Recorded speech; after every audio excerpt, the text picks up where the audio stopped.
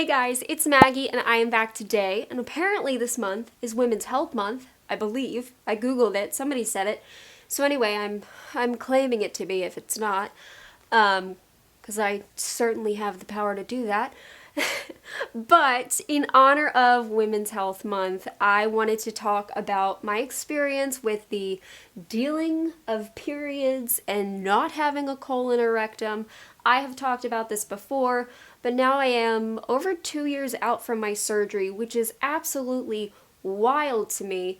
And as I was preparing for this video, and just in general having this surgery, I've realized that not a lot of research has been done on my particular surgery called a proctocolectomy, and its relation to the reproductive tract in females. And on top of that, just preparing for this video, I wanted to show diagrams of anatomy. And, you know, I could not find the full female internal anatomy. I could find the males, but I could not find the females. So when I show you the different systems, I have to show the reproductive tract and the GI tract separately and kind of describe to you how they puzzle piece together and how I'm basically missing one half of the puzzle. It's a whole thing. But anyway, we'll get into it. I'll talk about the proctocolectomy surgery, how it affected my reproductive system, and it'll be a lot of fun.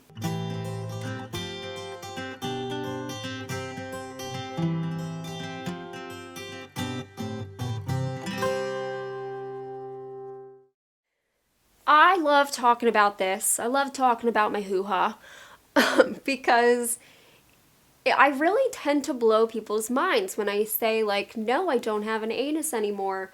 It's just a really cool fun fact that I can throw out about myself to people. And if you're not familiar with any of my story, I have Crohn's disease. It caused a lot of problems in my rectum and my colon, so I had to get those suckers taken out, which means that the opening, the hole, the anus, had to be sewn shut essentially. Now I had been living with an ostomy, which means that the end of my small intestine was diverted outside of my belly, and I wear an ostomy bag. That's how I go to the bathroom. I've been living that way for it'll be 13 years in October. Holy cow. But yeah, I've been living that way for a long time. So me getting this surgery, I kind of thought, yes, it'll be painful because of where it's located, but it really won't impact my health in any sort of way. And I wasn't warned to anything different. The only question that I had before surgery was, will this impact my ability to get and maintain a pregnancy? And I was told, in my experience, no. All of the patients that wanted to get pregnant could. Well, if you know my channel, you know how that's going.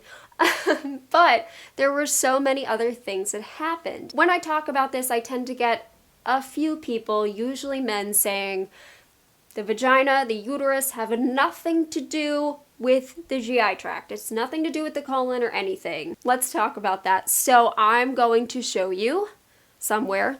We'll put it right here. I'm going to show you the GI system. This is for both men and women. You can kind of see the small intestine jumbled up like a bowl of spaghetti in the middle. You can see the colon kind of around the outer edge. It's bigger. And then the little piece that comes down, that's the rectum. So obviously the rectum and then the large intestine going around, that's gone. I don't have any of that. I'm just rocking a small intestine spaghetti bowl. My hands could be completely not placed in the right area because I'm not seeing what you're seeing right now. So I am trying my best. I may use little arrows to point at whatever I'm talking about. In front of the rectum, we then have the female reproductive system. So kind of the vagina and the uterus are supported by the rectum. They kind of run together like that. And there are some great diagrams on Google that, you know, would be a wonderful resource for you to better see this. When you get rid of the rectum, what can happen is you can have a bit of an outpouching. Your vagina loses that support and kind of rounds out. That is exactly what happened to me. And not one person warned me. which is why I'm hoping that people do more research on this, because the only information that I could find was about people who got ostomies, had J-pouch surgery, and were reconnected. So that's the only info I could find. I could not find permanent ostomy with no colon, no rectum at all. It's not out there. It's not there. Or it's very, very limited and hard to find. Very soon after surgery, I thought that I was getting things like bacterial vaginosis and yeast infections because I had this fluid that would suddenly come out in big glops. And I'm sorry, I know that's a little descriptive, but that's what was happening. And it was so bad that when I went to my gynecologist, I went multiple times, mind you, and we treated me for BV and yeast infections orally, suppository-wise. We did all of it, and none of it worked. But it got to the point where they thought I had a fistula from where my rectum used to be. They thought maybe an abscess had formed, and that it had now like made a little tract into my vagina where it was leaking out. So I was terrified about that, and I wound up getting a CT scan that showed that that was not the case. They could not find any fistula tract. It was not until I talked to a friend who had not yet had the surgery. She talked to her surgeon about what to expect, and he warned her of exactly this. And I was like, are you kidding me? Are you kidding me? That is literally what I'm experiencing. That must be what happened. So I basically, this little outpouching of where my rectum used to be, and my vagina kind of, I'll take up this space, started to collect my daily discharge, which is completely normal, especially throughout the cycle. It changes as you get closer to ovulation, and when you get closer to your period, it's all, all normal. It was essentially collecting in this pocket until it was too full, and then all of it would come out at once.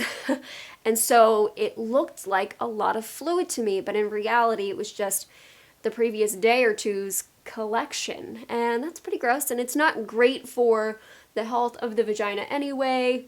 That's kind of a harbor for bacteria then. I was trying to figure out ways to manage this and manage my periods, because sort of an odd issue due to this anatomy change came up. And for people that have their GI system totally intact, the way that I could describe this sudden fluid coming out is like when you have your period, you're on the heaviest day, and you've been sitting for a few hours, and then you suddenly stand and you get that rush. That's what it felt like. So obviously that felt like, oh my gosh. But when you're normal, you got everything that you need to, got all the organs, oh, I'm on my period, the fluid's collecting, and out it comes when I stand up, because gravity. I just didn't recognize that. So I noticed it was kind of funny, trying to manage my period was so much weirder, because I had to account for that, but also I had to account for the fact that the internal anatomy made it so if I use things like a tampon, it would actually leak around the edge of it. So that was bizarre, and I still experience that. I still can't get a full effect from tampons. It doesn't fully block. So I wind up having to wear a panty liner with it. But I wasn't even using tampons all that often early on. I wasn't using anything internal for my period because it's just painful. Where the incisions are for, closing up the anus, it's right next to it. It's right there. So any kind of stretching obviously hurts. So it's not like I was using a whole bunch of products up there anyway. I was mainly sticking to pads. But as time goes on and you get better and better, I actually went to pelvic floor therapy, which made the biggest difference, especially with recognizing feeling in my pelvic floor. Recognizing that my muscles were overcompensating for the lack of rectum, because I guess those muscles thought, your vagina's gonna fall out of you if we don't go crazy and work hard to keep it in there, which is not the case. They overcompensate. So we had to work those muscles down, and my pelvic floor therapist also helped me recognize just the feeling down there of when the fluid's collecting. So I actually can feel it now. I know when this little outpouching has some fluid in it, and I'm able to go to the restroom, relax the pelvic floor, and for the most part, it comes out on its own. Sometimes it does not, so I do something a little bit weird. I also use dilators and pelvic wands to help massage those muscles, work them out. And in doing that, sometimes the fluid will come out too. It's like making a little tract, a little pathway. That helps too. And I know that people are all about period cups. That's the big rage. And I really wanted them to work. And I'll tell you why I don't use them. I found that at least the one that I had purchased, which was actually kind of expensive, I think it was $35 for one, the opening was not very wide. The circumference was pretty small on it. And I did have trouble. It was very firm. I had trouble inserting it. It caused some pain. But even with it, I found that just like the tampon, blood would kind of get around it, leak out. Not great. So what I found to be most effective were the period discs. These guys I found to be, sorry, that was loud. Found these guys to be a little bit more effective because they're much more flexible, as you saw. That was so loud. And a much wider circumference. So this has been my saving grace on my heaviest day, and for whatever reason, we somehow schedule us being out of the house on my heaviest day. So I use that to collect a larger amount of fluid, a larger amount of blood, I mean, and it does seem to do a better job at containing it rather than stuff getting around the edges where I have that outpouching.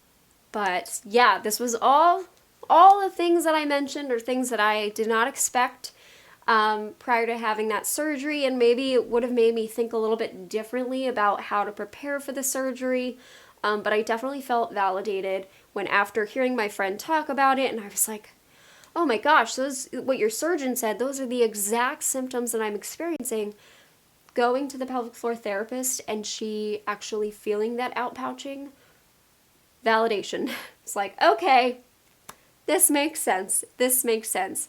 Obviously, as time has gone on, this has gotten easier to manage, and in some ways it's almost beneficial. Like, you know, I can feel pressure down there. I have control over my pelvic floor to where I can relax it and release. So kind of interesting stuff there, but you know, I wanted to share because people don't talk about this side of it. They don't talk about how it affects everything, it feels like. Something else to mention, I don't want to forget this, is that with these guys, these discs, and actually not so much with tampons because they're a little bit thinner, I have noticed that on certain days when my, you know, everything's kind of bloated, swollen down there, I notice that the cup being in will irritate my bladder. I know. So then I have to remove it and just stick with pads. So it's amazing what this surgery will do. It really affects just all different parts and pieces down there. So I'm hoping that if you are having a colectomy, a proctocolectomy, a proctectomy, whatever, that, you know, you have this information to do with it what you will. Talk to your surgeon, talk to whoever, your doctors. Just be prepared that they may not have a lot of information about it, because it really seems like it makes me wonder if patients that experience this just don't say anything. You know, they're like, I guess this is me now and I'll just deal with it.